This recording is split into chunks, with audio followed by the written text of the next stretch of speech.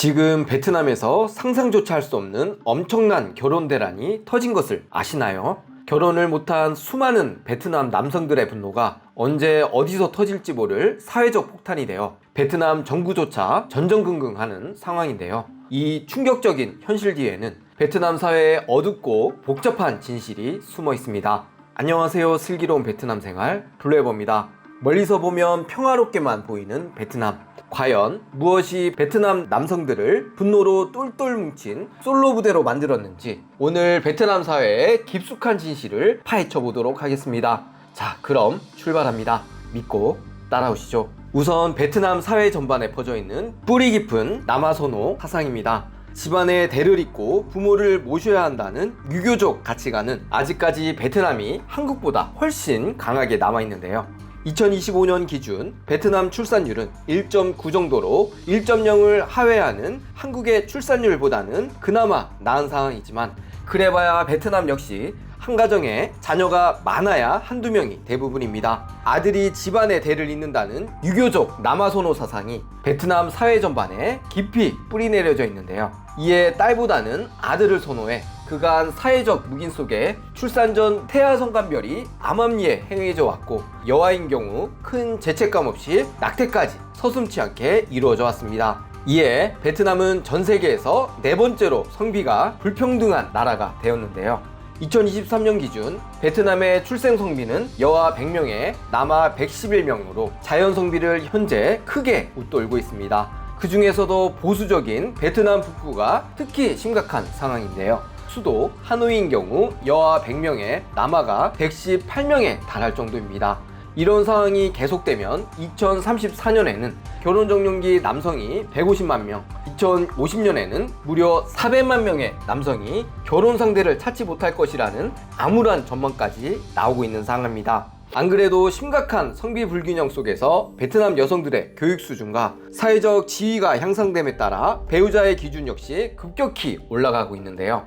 페이스북, 틱톡 등 SNS 사용이 일상이 된 베트남 여성들은 평소에도 SNS용 사진 찍기에 목숨을 거는 것을 베트남에서 흔히 볼 수 있는데요.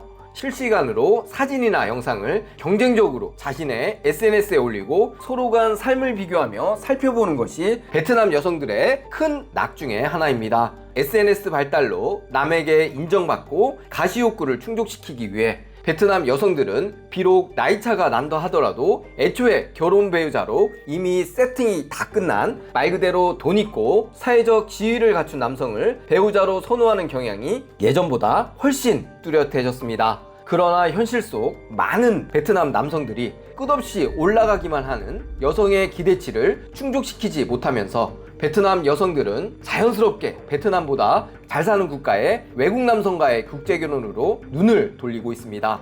특히 잘 사는 나라 한국 남성과의 국제결혼으로 신데렐라 같이 단숨에 인생 역전되는 케이스가 베트남에 널리 퍼지면서 한국 남성과의 결혼 급증 추세는 단연 눈에 띄는데요. 하노이 옆 항구 도시 하이퐁 한 마을에서는 마을 전체 결혼 적령기 여성 전부가 한국 남자와 중매 결혼해 마을에 결혼할 여자가 없다는 현지 남성의 한탄이 공식 뉴스에까지 나올 정도입니다. 한국 남성 입장 역시 유튜브와 각종 미디어에서 베트남 여성에 대한 긍정적인 인식이 확산되고 한국 대비 상대적으로 결혼 비용 부담이 적다는 점, 큰 위화감 없는 문화적 친근감 등의 이유로 베트남 여성과의 결혼은 한국에서 이미 트렌드가 된 지 오래입니다.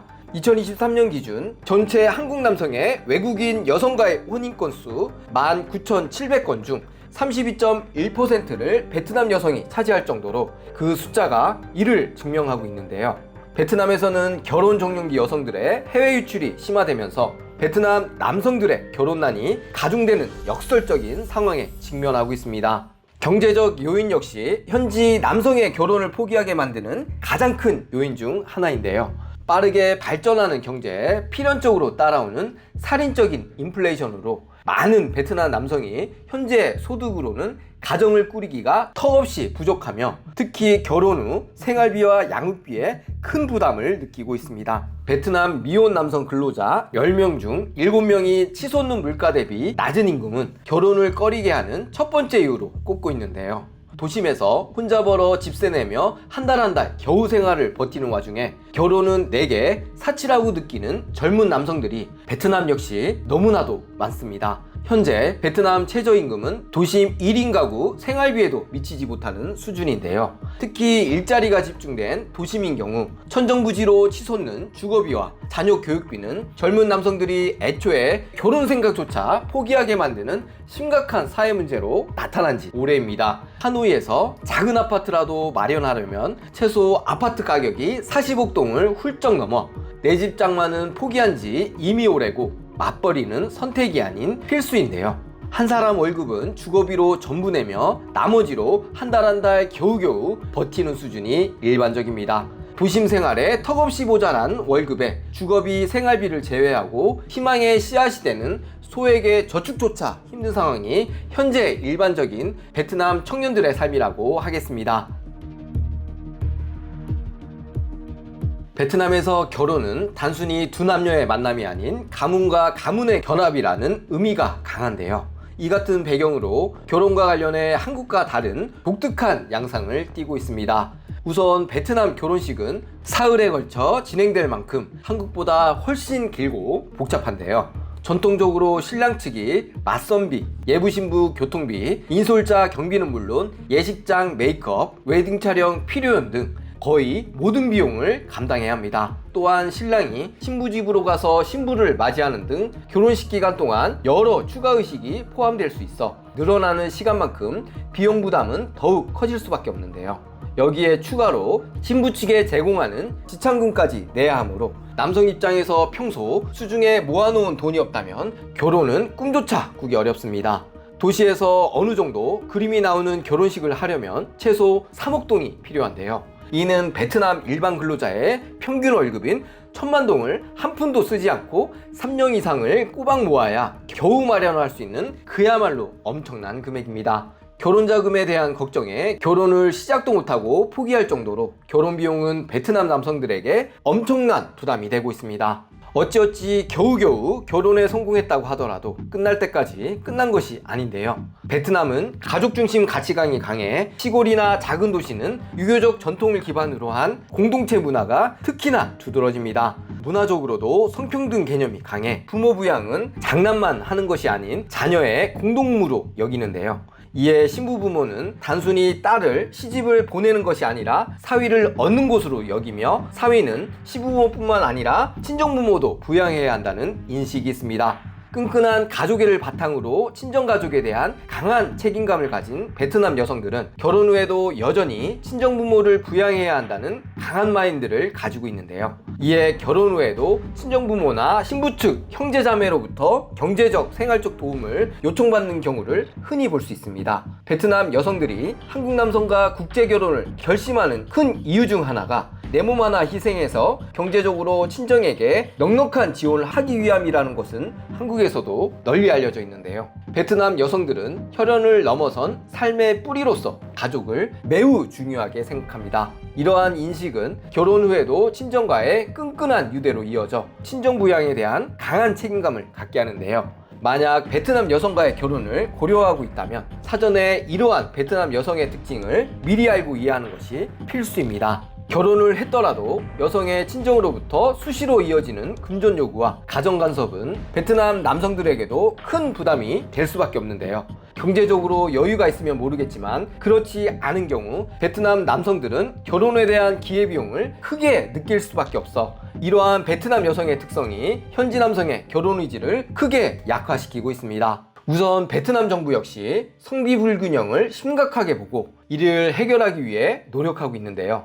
2030년까지 출생 성비를 베트남 여성 100명당 남성은 109명 미만으로 2035년까지는 107명 미만까지 줄이는 것을 목표로 파격적인 정책을 추진하고 있습니다. 특히 딸 2명을 낳으면 돈을 준다는 당근 정책까지 적극 검토하고 있으며 장기적인 임금 프로젝트로 베트남의 뿌리 깊은 남아선호 사상을 바꾸고 성비 불균형을 낮추려 안간힘을 쓰고 있습니다. 딸만 있는 가정을 장려하기 위해 지역별로 현금이나 생필품을 지원하는 등 대규모 재정 투입도 아끼지 않고 있는데요. 법률적으로도 베트남 사회에 만연한 태아 성별 감별을 엄격히 금지하고 있으며 위반 시에는 최대 1억 동의 벌금과 함께 의사면허를 가차없이 박탈하는 등 강력한 조치를 취하고 있습니다. 이에 현재 진단의사에게 태아 성별을 물어보면 무척 불편해하며 대답 자체를 기피하는 추세가 베트남에 널리 자리 잡히고 있습니다. 그러나 역사적으로 뿌리 깊은 남아선호 사상으로 인한 성비의 불균형은 현재 단기간에 해결하기 불가능에 가까운데요.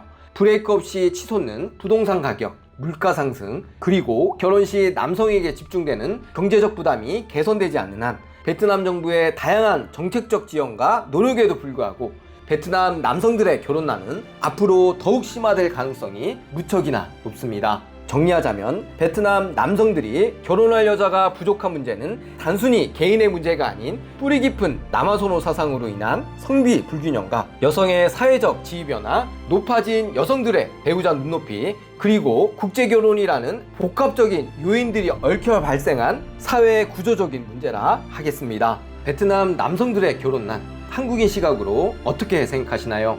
오늘 영상이 유익했다면 구독, 좋아요, 알림 설정으로 함께 해주시기 바랍니다. 저는 베트남 생활에 도움이 되는 영상을 들고 다시 찾아뵙도록 하겠습니다. 오늘도 영상을 시청해 주셔서 진심으로 감사드립니다.